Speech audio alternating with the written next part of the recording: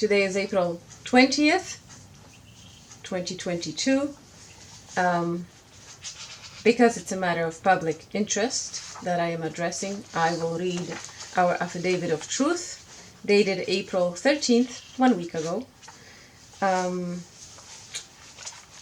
We both signed it, my husband and I, the undersigned, make oath and say as follows.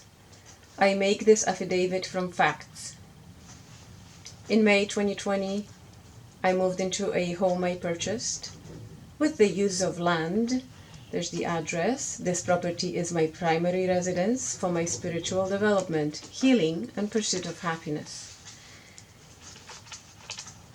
In September 2020, so 3 months later, an unsigned tax bill reminder from the municipality was delivered to the community mailbox addressed to me with a taxes claim of $1,083.60 and arrears interest claim of $32.50. Another tax claim was delivered in March 2021, so about 6 months later.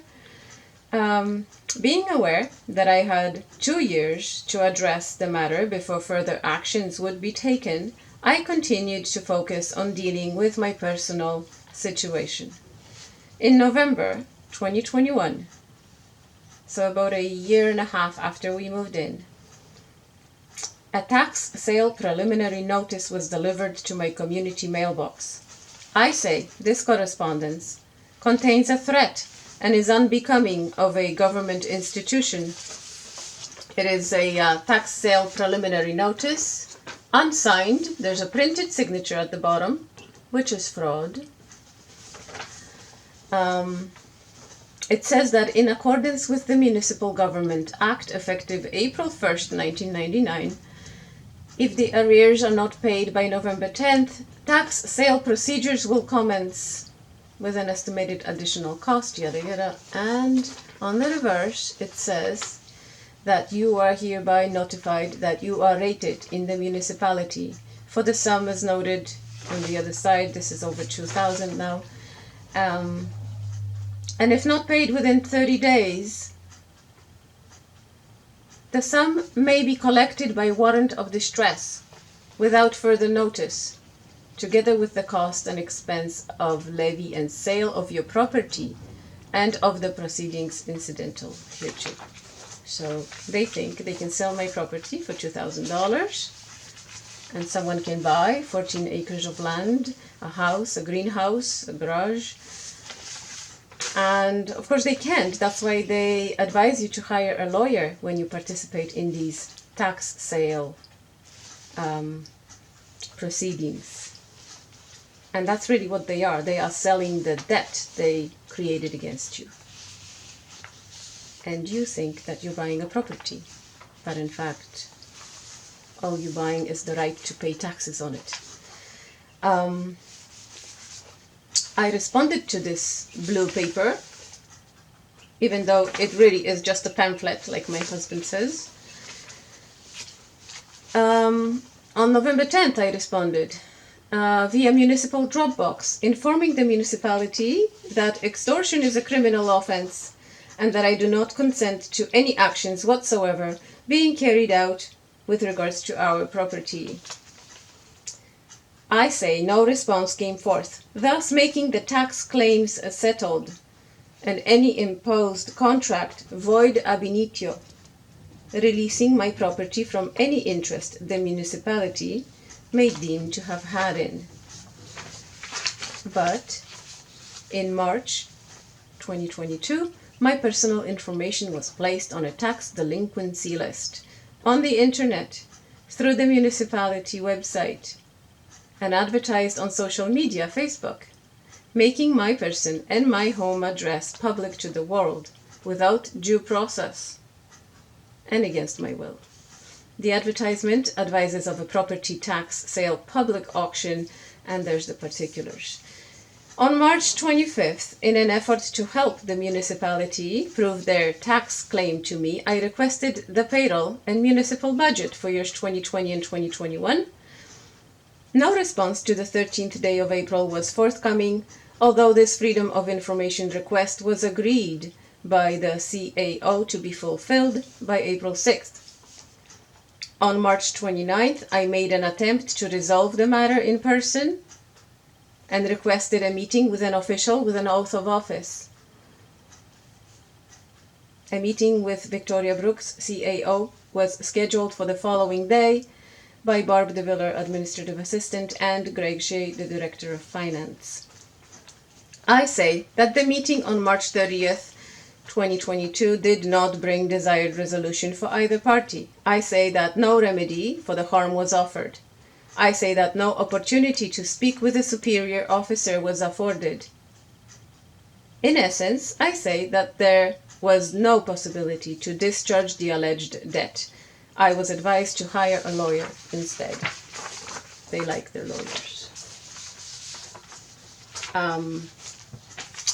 This Affidavit of Truth was dated April 13th. So as of today, we still have no budget and no payroll. And it's quite an experience to be on a tax sale auction because people are coming about the house, checking it out. They're walking in, they're looking, and they think they can buy this property for $2,000. This one lady who came on Good Friday,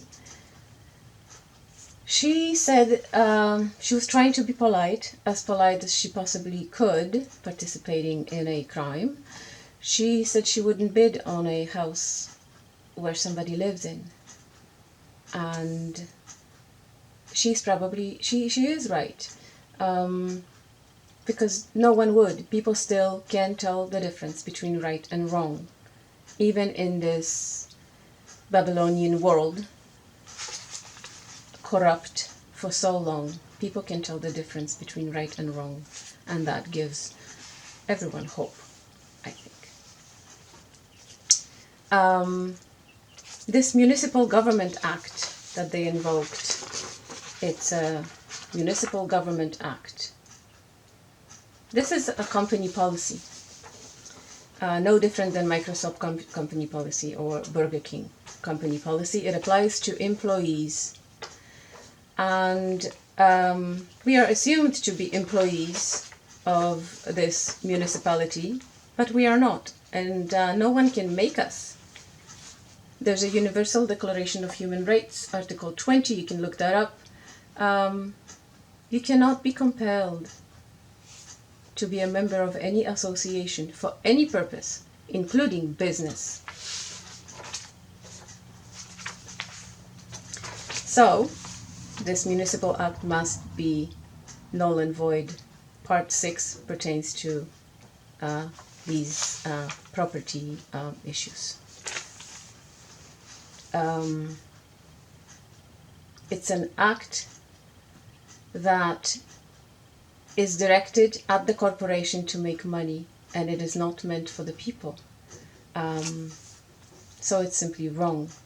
And I don't know how it made its way through the Parliament and through the Governor General. I really don't. The act leads to terror, and I'm experiencing this right now.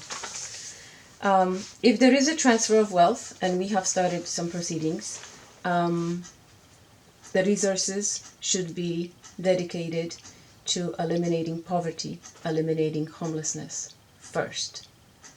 And then the resources should be dedicated to progress. And it is needed in many aspects of our lives. Education, probably first. The standard of living must be risen because everybody deserves to live with dignity.